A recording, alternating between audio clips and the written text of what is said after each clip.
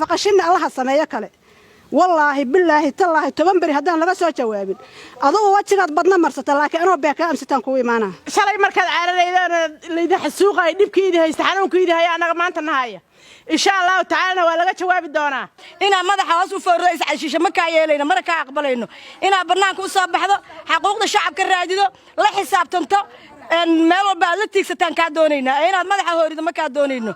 waxaan ka xumaan oo xoonka noogu wacan dadkii la xasuuqay sida xoolihii dhibaatada loo geystay nifaqashini inaad indhaha ka daawatiin waa doqonnimo idinka inii gaara firdhiyo waad isqaawisay maryaha isku qabo qarankii waad ceebaysatay maryaha isku qabo maatadii waad qalatay maryaha isku qabo qarankii waad ceebaysay maryaha isku qabo qalbiganaga waad jabisay maryaha isku qabo reer balayow balaaya taqaanaan baasi qodid baa taqaanaan ilma birays baa taqaanaan habla dilid baa taqaanaan hog iyo hontoolay baa taqaanaan maras dubato ma talaaye maras dubato ma talaaye shacabka reer faqshin maxaa dhahdeen xabadana Allah naga joojiyo xabadana Allah naga joojiyo xabadana Allah naga joojiyo horta waan ka xunnahay walaalaheen dhibka soo gaaray 100% waan ka xunnahay waxaan sheegayaa horta intii naga baxday ilaahay naxariisina firdawsaha siiyo dadka la dagaal intay ka bixeen sabr iyo iimaan Allah siiyo dadka la dagaalay oo u mooda caawa inay la dagaaleen qabiilna qoysay la dagaalameen horta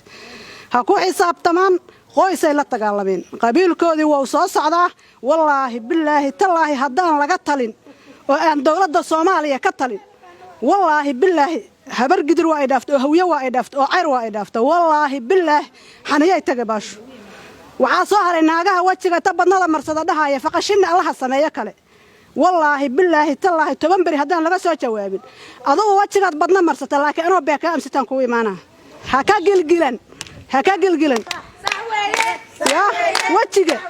aad badna marsatay anoo beeka aan wataad ari cadeeyo iga sugay yaanaan isweyn maalintaas waxa soo hara dadka hawiye ee habar gidir ee cayr waxa sidiina magaca waa la ilaaliyaa meesha waxa noo jooga waa qabiil annaga matalaan waa inaan ka dhiidhino saqiir kabiir gabar hooyo oday wiil waa inaan ka dhiidhino kii hanta bixi kara kii hub bixi kara kii xabad ridi kara wallaahi inaan u kala harin haddii aan laga jawaabin maba qabsanayo bil ma qabanayo laba ma qabanayo sanad ma qabanayo haddaan laga jawaabin 15 beri rag iyo dumar baa la is arkaa naagay wajiga badnada marsadana si gaar ah ana ugu kulul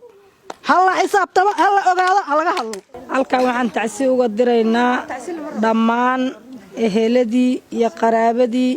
ay ka baxeen marxuumeyntii xasuuqa xun oo uurmareebtada oo ku dhaca midda kale waxaan maqli jiray waxaas waa la berbereyna roone xasuuqa ka dhacay ari cadeey waxaan leenahay haddaan bahweynta cayr bahweynta bargidir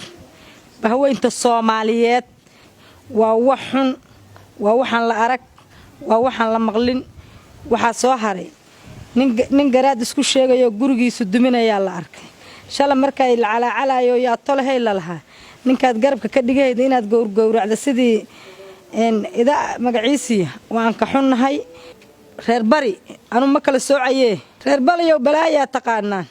baasi qodid baa taqaanaan ilma birays baa taqaanaan habla dilid baa taqaanaan hog iyo hontoolay baa taqaanaan idin ma kala soocaynee waxaad layseen waa maras ee ma aha rag marastana rag baa waardiyeysanayay oo meesha ku ogaay qabiil meesha lagu ogyahay ahaayeen gud ma aha gabar ma aha insha Allah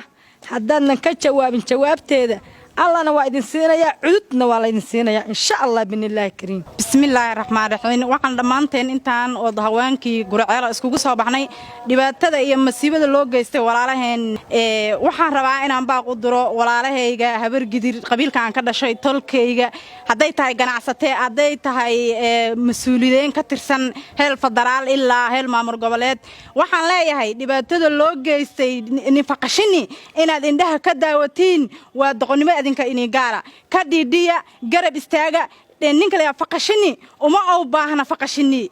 tacsi uma oo baahna calaacal xaniyo u baahan yahay garab istaago u baahan yahay faqashini waa jufo kamida cayr waxayna meesha ku joogan magaca hawiye iyo magaca habargidir ay ku joogan waana junfo toban oday ka sii degta cayr waxa la dagaalayana waa maamul goboleed ee ma ahan qabiil ama ma ahan junfo ee waa maamul goboleed masiibada ku dhacda walaalahan aad baan horta uga xunnahay waxaan baaq weyn u dirayaa ganacsatada habargidir waxaan baaq weyn u dirayaa mas'uuliyiinta habargidir hadday hub tahay hadday garab istaag tahay hadday lacag tahay waxaan rabnaa inaan ku garab istaagno walaalaheen faqashini oo aan ka dhidhino dhibka loo geystay maanta dhibka loo geystay faqashini haddii aan laga dhidhin waxay ku noqohee masiibo joogta oo aan ninka la yiraahdo aan ka harinay ku noqohaysaa waxaan rabnaa marka inaan garab istaagno aad baan uga xunaa dhibka ku dhacay aad baan uga xunaa wixii loo geystay dad guna oo wax la daga aan lahayn oo wax la garabsada aan lahayn oo wax la dagaal aan lahayn oo wax dhul la xoreeyo aan lahayn ay deegaan leeyihiin oo ninka la yiraahdo dhibaatadaas u geystay waa dad maamul iyo dawlad la dagaale waxaan rabnaa habargidirey inaad garab istaagtiin maanta qaasatan talkay cayrow maanta inaad ka jiiftiin faqashini waa idinka doqonnimadiina faqashini maanta dhibka loo geystaa faqashini dhibka loo geystaa maanta inaad ka jiiftiin waa inii damiir xumo istaaga kaca garab istaaga xaniiyaha ay ninka la yiraahdo loo sheegta maanta waa inaad dul dhigtiin qabiil habargidir la siman oo ka weyna la dagaalamaya ayagoo 10 jeer ka degay 10 oday ka degay hoos uga dagay cayr oo junfo kasii junfo ah waxa loo adeegsanayaa hubkii dawladda federaalku ay bixisay ee ay siisay maamulka waqooyi bari loo adeegsanayaa waxaan rabnaa habargidirey qof kasta oo habargidira qof kasta oo cayra qof kasta oo hawiya waajib ka saaran yahay difaaca faqashini ari cadeeyo qof kasta oo hawiya oo ka saaran yahay ninka la yiraahdo xil ka saaran yahay waayo meesha waxay ku joogaan magaca hawiye waxay ku joogaan magaca habargidir ayagay matalaan ay dhibka loo geeysaa inay ka dhidhiyaan qof kasta oo habargidir ayaa looga baahan yahay qof kasta oo hawiyaha looga baahan yahay qof kasta oo hawiyaha la raba inuu garab istaago qofkii maanta calaacal uma baahna maanta tacsi uma baahna masiibada nimankaas ku dhacda ka dhidhin iyo xaniiyay u baahan tahay bismillaahir rahmaanir rahiim maanta waxaan maraynaa maalintii garaadku carabku isku dhaganaa oo lahaay war dagaalka gala oo lahaay horta maanta maraynaa waxa waaye aan cadeeye horta dad habargidir oo cayra oo caroolaha oo ayaanla ka sileexda horta lagu xasuuqay mana aan qabiil waxa lagu xasuuqay qoys ma fahanteen shalay markaad caararaydaan leedahay xasuuqay dhibkiidii haysta xanuunkiidii haya anaga maanta nahaya insha Allah ta'ala waa laga jawaabi doonaa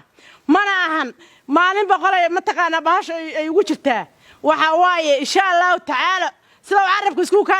ka dhagi doona gala jaamac kama hadalin dadka la xasuuqay carabku sabab isku ka dhagi doona aanaduna ma daqowdo waxaan halka isugu nimid aniga oo ka tirsan ururka hooyooyinka degmada Guraceel waxaan halka isugu nimid oo ka dhiidhilanay waa maxay tahay xasuuqii ka dhacay ari cadeeye ayaa isu keenay halka isugu nimid waxaan la xumaanay oo xoonka noogu wacan dadkii la xasuuqay sida xoolihii waxaan ka xumaanay oo xoonka noogu wacan dadkii la xasuuqay sida xoolihii waxa weeye ari cadeeye maantii oo u gurmanay hawiye u gurmanayay oo maxay tahay oo dhisayay inuu anaga nagu gumaado oo hubka nagu gumaado uma aanan dooran waxaan u dooranay maamul dhisan inaan ka dhigno markii ay ka gabadeen dadkii garbaha u ahay oo asiga ehelkiisa ahay ay u soo bixi waayeen wuxuu u soo baxay oo wasiir iyo maxay tahay madaxweyne iyo maxay tahay xildhibaan iyo wax alla wax meesha hawiye ay u tageen hawiye oo dhisa hawiye ay ahaayeen hubkii loo siiyay inuu maamul goboleed ku noqdo oo ku ciilbaxo maanta inuu anaga nagu gumaado looma siin faqashini tolbow leeyahay waa nin hawiya waa nin hiraaba waa nin habargidira waa nin cayra ciidan iyo cudud buu leeyahay waxaan doonaynaa dabkaas in la damiyo waxaan doonaynaa in la damiyo waxa weeye maxay tahay firdhiye haddoosa ka dhiidhin ee dadkii oo xasuuqay oosan meel soo saarin waxaan tusaynaa hawiye iyo hiraab waxay yihiin baa la tusayaa iyo habargidir inay ciidan leeyahay calaf leeyihiin ninkii la xoreeyey maxay tahay ishaag meesha oo joogo la xoreeyey laascaano yaa oo la yiraahdo maxay tahay ishaag u ahay maxay tahay ishaag wada hogaamiyaha u ahay oo militarigu ahay oo ciidanku u hogaaminayay cidiisi way wuxuu xasuuqay mana dhimana waa nool yahay hadawna imaanaya bismillaah awalan waxaan mahad iska Allah subhanahu wa ta'ala meeshan isugu kaana keenay waxaan rabaa inaan tacsi tiiraayeen ka diro dadkii birmageydada iyo isugu jiray ragga iyo dumarkaba ee lagu geystay xaqsuuqa loogu geystay ari cadeeye aan rabnaa in halkan tacsi diiraan looga dirno annagoo ah ururka hooyooyinka degmada Gurceel waxaan rabaa inaan halkan ka iraahdo dadka birmageydada ah ee maxaa tiraahdaa la xasuuqa loo geysanayo ee dhibaatada loo geysanayo ee maxaa tiraahdaa ayagoo qabiil yar ah qaran kula dagaalamayo wax loo dul qaadan kara maahan nabadaan ku baaqaynaa annaga dagaal ma rabno dhibaato ma rabno isku magaciiseen ma rabno dhowcilaha maxaa tir TikTok-yada isu soo dhigaayo hadda iyo kow iyo niyuur faqashin dhahaya maxaa tira ayagana ilaahay aqligooda ha soo celiyaan leenahay annaga dagaal ma ku baaqayno nabadaan ku baaqaynaa nabad hadii la waayana oo nabad la waayana Soomaaliya waa istaqaanaa nin walba doorka uu dagaalka kale yahay waa la yaqaanaa hadii nabad la waayo laakiin annagu nabadaan leenahay hadii la waayana dadku waa is yaqaanaan firdhiga waa isqaawisay maryaha isku qabo qarankii waad ceebaysatay maryaha isku qabo maatadii waad qalatay maryaha isku qabo qarankii waad ceebaysay maryaha isku qabo qalbiganaga waad jabisay maryaha isku qabo hooyo waa hooyo meel bay joogtana waa hooyo waxaan leeyahay ninka la yiraahdo Dr. Aadan xildhibaanka ee baarlamaanka haddii warka baraha bulshada la soo dhigay ee la leeyahay waa is casile ay run tahay aadan ka noqo go'aankaas xilliga dadkaaga u dacwoon lahayd u istaagi lahayd xaquuqdooda cod dheer iyo cod gaaban ku sheegi lahayd la taagay ina madaxa hoos u foordo is cashisho ma ka yeelayna mar ka aqbalayno ina banaanka u soo baxdo xaquuqda shacabka raadido la xisaabtanto meel walba la tiigsataan ka doonayna inaad madaxa hoorido ma ka doonayno mana aadan hoorino doqonnimo ma aadan hoorinine waxa tabataada og laakiin banaanka u soo bax xaquuqda shacabka raadi shacabka hala mid noqonina asagana intaas aan leenahay